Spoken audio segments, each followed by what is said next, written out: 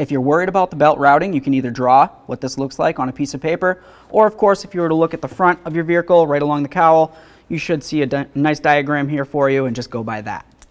With that said, we're going to use the serpentine belt tool, and we're going to come right down along this area to the serpentine belt tensioner right in the center. We're going to turn this counterclockwise and it'll relieve tension of the belt, and then we'll get the belt out of the way. Counterclockwise, and we'll get the belt right off. Release that.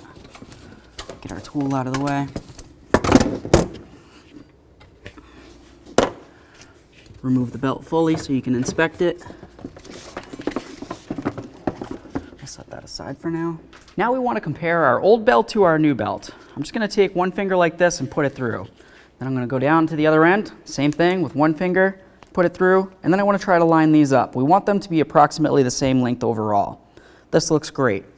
The next thing that you would want to do is, of course, turn them to the inside, and you'd want to count those ribs.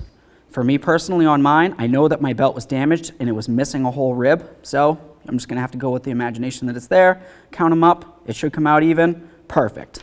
Now that we've got the belt up inside the engine compartment area, we just want to take a quick look at that belt routing. If you have it written down someplace, or if you look at that diagram, you're going to be ready to go. Whenever I'm going to be replacing my serpentine belt, or even just removing and reinstalling, I always like to try to clean out any of the areas on the pulleys as I can.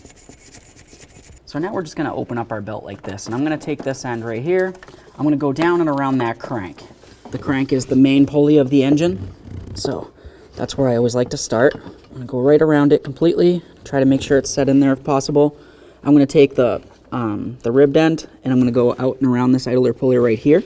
So what I did here is I put the belt around all my pulleys, an exception of just the one. And yeah, you could try to go where the tensioner is, but that's going to be the hardest pulley to put it over last, because of course you're going to have your tool in the way.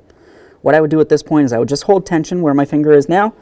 I would remove the belt carefully from the power steering pump all the way on the other side, put it on the tensioner just like this, and now of course I'm holding pressure again, and I'm going to get my belt tensioner on there, or my tool on my belt tensioner, relieve the tension from it, and just try to slide it over the pulley now. Be careful for any pinch points. You don't want to get your finger pinched in any way.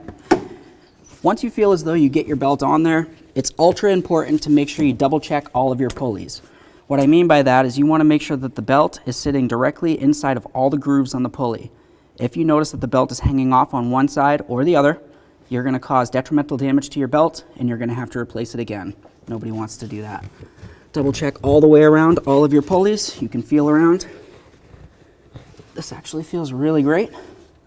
All right, let's start it up and double check it. And when I start this up, I'm only going to run it for maybe 5 seconds, and then I'm going to turn it right off, and I'm going to double check to make sure it's sitting the way that it needs to. After a short amount of time of running, you should very easily be able to see if you missed a tooth on your belt routing.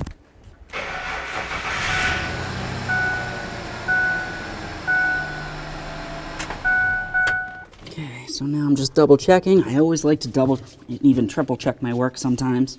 This feels perfect. All right, next thing, close the hood, take it for a road test.